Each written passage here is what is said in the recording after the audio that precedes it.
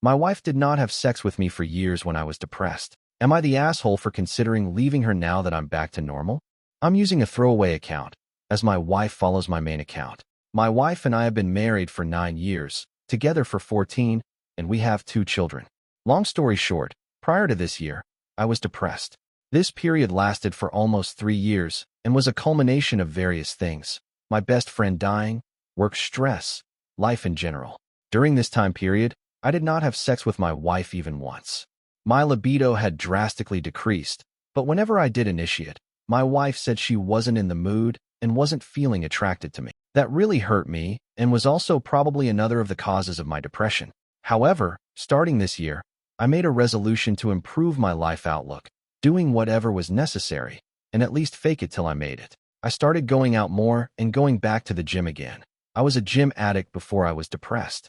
I developed a more positive outlook on life. It's been almost 9 months now, and I can say I'm the fittest I've ever been because I really slog it out at the gym and take out all my frustrations there. I am also generally much happier and have a very active life. My sex life has also drastically improved, and we have sex frequently. However, that is the only thing that really bothers me. While the sex is great, I don't feel any emotion or love for my wife. I still feel very hurt that my wife rejected me for years and told me many times she was not attracted to me. Would I be the asshole for considering leaving her now that I have my life in order? I don't think my wife stuck with me at my lowest, and that has severely impacted my love for her. Now, to the next story. My husband made me stop believing in soulmates. Now, after 15 years, he's finally opened up and strengthened our love even more. My husband made me believe soulmates weren't real. I am using a different account so that my husband doesn't know. Before meeting my current husband, I was married to my ex-husband, Daniel. Daniel and I met when we were 5 years old. He moved into our neighborhood when he was 5. He was this cute boy next door. We became inseparable. Even our parents joked that when we would be adults, we would be married. Ever since I knew the concept of marriage, I was determined that I would marry Daniel. We were like soulmates. We had the same interests, the same hobbies, and similar thoughts. He was my first everything, my first kiss, my first boyfriend, the guy I lost my virginity to. Among our friends, we were the perfect couple. After graduating high school, we immediately got married. I got into a good school, but I decided to study with Daniel. We got married right after we finished high school. Our parents helped us find an apartment closer to our school. We worked hard. We would often talk about having kids. On our 6th anniversary, we decided that we would try for a baby the next year. I still remember the day when we were teenagers and cuddling. We already decided what our baby's names would be. During our 7th year of marriage, my mom got sick, so I had to stay with her for a while. I was planning to do something special for our 7th year anniversary, so I left early to surprise him. I went to my bedroom, and there I saw my husband, another girl, in our marital bed. I can never get that image out of my head. My husband saw me, and his face turned pale. I don't know what happened, but I threw up right on the spot. My husband was giving me the usual, "It's not what it looks like. I am sorry. It was a mistake." I locked myself in the bathroom. I somehow mustered my strength and called my friend to pick me up, telling her just not to listen to Daniel. When my friend arrived, she charged at Daniel. She grabbed some of my things, and we left. I was in a catatonic stage at that point. Eventually, my parents knew. They supported whatever decision I would make. Daniel's parents, however, wanted us to be together. There was a huge fight, but eventually, we settled for divorce. My whole fairy tale fantasy just shattered. I was spiraling into depression. My parents booked me for therapy. For 2 years, I was like a living corpse. After that, my friend pushed me to go on a date. I did, but no one even came close to Daniel. I was searching for Daniel in every guy, but they all failed to live up to the expectation. That is when I met my now husband, Jacob. Jacob was the opposite of Daniel. Daniel was funny. He would be the life of the party. I remember one time he made me laugh so hard that I fell from my chair. But Jacob was not funny like Daniel. He would use humor only as clapbacks or if he wanted to insult someone. He was also very stoic and closed off, pretty boring to my taste. On our first date, I asked him some questions, like, "What is your favorite movie?" He told me he doesn't watch movies. He likes reading. He didn't even ask me a thing except for my educational background. He talked mostly about my field of work, but he was not interested in me. We ate dinner in silence. I was 100% sure he would not call me, but 2 days later, he did. He asked me out on a second date.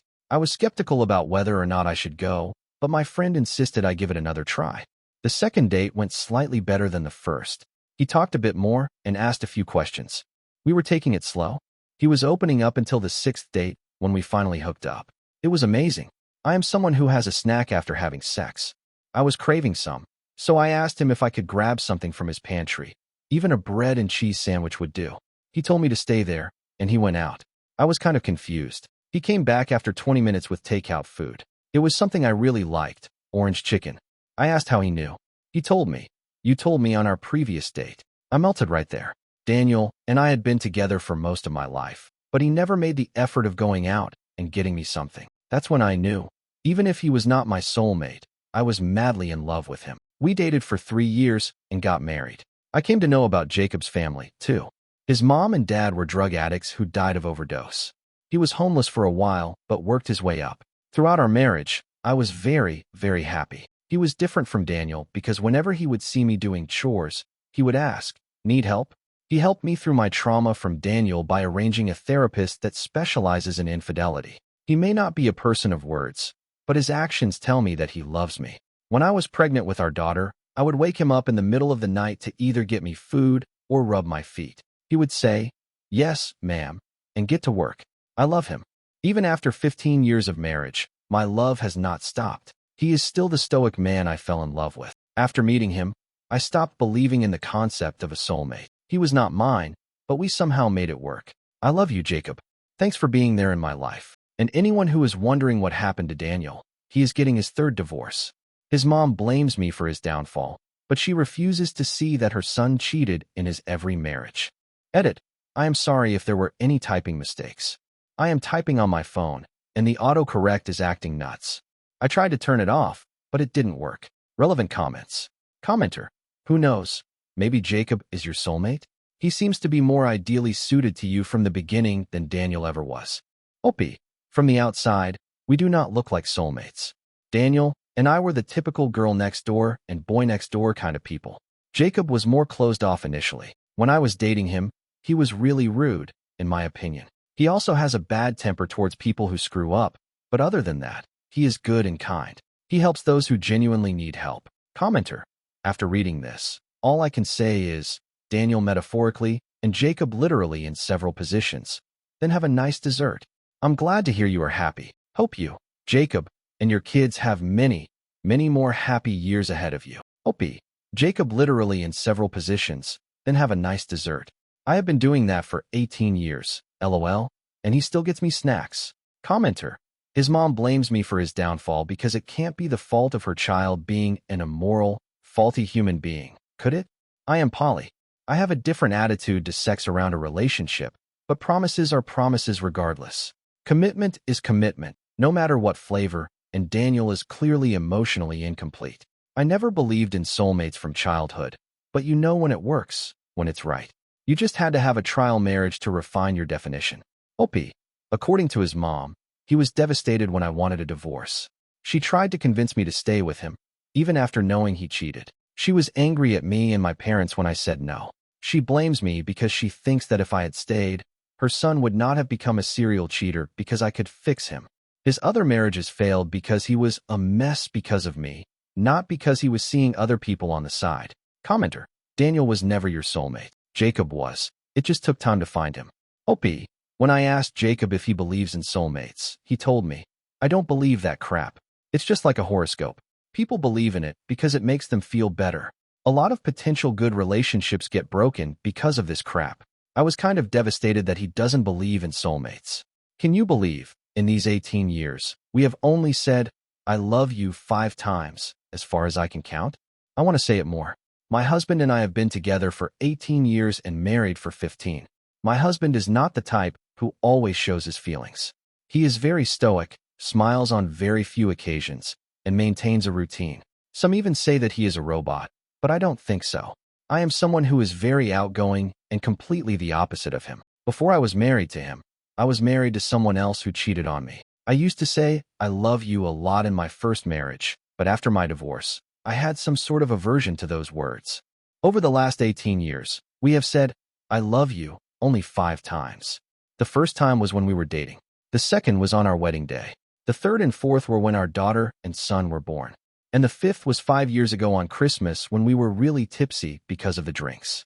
I wrote a post about how I met him and how we got together, but it made me realize that we haven't said, "I love you" to each other for a long time. But it didn't bother me. Even if he never said it, he always shows that he loves me in his actions. He does chores for me. He would always give me a foot massage, make me my favorite dish, even kiss me out of the blue. I do not have any complaints. He is the best husband anyone could ever ask for. But this was something that has been in the back of my mind for a while. We cuddle, we hang out, we make love, but still no "I love you." I would love to hear it and say it more often, but somehow it just makes me nervous. I decided to buckle up and just say it. It's just 3 words. So yesterday, when he was reading a book on the couch, I stood in front of him and said, "I love you." He looked at me and was confused. I repeated it. For the first time, I could see him get flustered. He told me, "Okay." I was a little disappointed by his response. I thought he just didn't love me anymore. Later that night, when I was lying down, he came to our bedroom and told me that he was sorry for his response, that it caught him off guard. He told me that he loves me a lot, and not even a day goes by that he doesn't feel lucky to have me in his life. I was tearing up. That was better than my confession. I asked him why we don't say that often. He told me that he doesn't say it because throughout his entire life, no one has said it to him except for me. His parents were drug addicts who cared less for him. He had to start working at 14. He grew up in hardships, so saying, "I love you" is weird for him. But also, he feels like we didn't have to tell each other when we express it with our actions way more. I told him I want to say it more now and want him to say it back if that's okay with him. I saw him smile for a while, and he said it is fine as long as I want it. I don't think we need to say it when we know we love each other a lot. We will probably stop saying it after a few days and go back to our mundane events. LOL. A lot of you people have been asking me and personally messaging me about Jacob's upbringing and how he managed to survive. Well, I'm not sure if I'm the right person to talk about his personal life. I mean, I heard some parts which really made me cry. Therefore, I will try to summarize it. So, my husband Jacob is an only child. His mom and dad were from a poor family. They were drug addicts. His household was a mess. He remembers his father pushing him down the stairs when he was like 8. Jacob mostly grew up with his grandfather, his mom's dad. As far as I know, his mom was not allowed to come to his grandfather's house. Jacob mostly spent his weekdays at his house. His mom and dad didn't care. They were always high and had odd visitors. His grandfather taught him a lot of things, like handling tools, woodwork, electrical repair stuff, ever since he was little. With some advice from his grandfather, he learned that his parents were very useless. He had to survive on his own. All they knew was how to do drugs and invite people to have group sex. He started doing odd jobs like dog sitting, car and window washing, and gardening. He also tutored from time to time. Shortly after his parents died of overdose, he became a permanent resident of his grandfather's house. He worked so that he could afford to go to college. His grandfather had little money for him, but it wasn't enough. He thought about joining the army at 18, but he failed the physical test. When he was 17, his grandfather died of a heart attack. His grandfather lived in a rented house, so Jacob couldn't live there anymore. He was forced to live in a homeless shelter throughout his high school. He even got bullied and got in trouble for standing up to his bullies. But since he was a good student, he didn't face serious repercussions. He left the homeless shelter when a pastor from their local church took him in. He knew Jacob because he worked in the church for a while. The pastor was a nice guy. He funded his living and also helped him get a scholarship to a good university. Jacob studied finance and business. His entire childhood, he lived in poverty, so he was obsessed with learning how to make money. He made some connections which landed him a good part-time job during his final year. I met Jacob through my friend. She worked in the same company as him. He worked as an investment banker at the time, and the rest you all know. This is pretty much it. I understand why he is so stoic and doesn't show his emotions. I once asked out of curiosity, since he saw the harsh reality of life, how he still manages to stay good. He once told me about this couple whose children he used to tutor. They were a really happy family in his eyes. The husband loved his wife. He mentioned that the husband would always have a hand on his wife's body as a form of affection. Their children were also well-behaved and had a good childhood. From that moment, he knew he wanted a family like that because he never had a complete family. But he was sure that somebody would not be able to love him because he doesn't know how to show love. Throughout his entire childhood, he has only seen his parents fight and cheat on each other in front of each other. That really destroyed his perception of love. If it wasn't for that couple, he probably wouldn't believe that there are people in this world who can love each other for life. It is a little wrong of me to say he displays no emotions. He does, but on rare occasions. I remember the day our daughter was born. Jacob held her and cried loudly. He kept repeating, "I will protect you. I will never leave you." He did say, "I love you" to both me and her. The same thing happened when our son was born. I mean, it gave me an idea to just pop out babies so that I can see his emotional face. Haha. But anyways, I know he does love me and our little family. He always holds me tight whenever we are cuddling. He is really good with my parents. My parents also adore him. Sometimes it just makes me cry knowing that he has been through a lot, and I have lived such a sheltered life. Sometimes I feel like I don't deserve him because he is very kind and a good person. Also, yeah, we do say I love you a lot more now. Final update. I just wanted to give big thanks to everyone who has been kind and supportive. I cannot imagine that so many people will come through because of my post.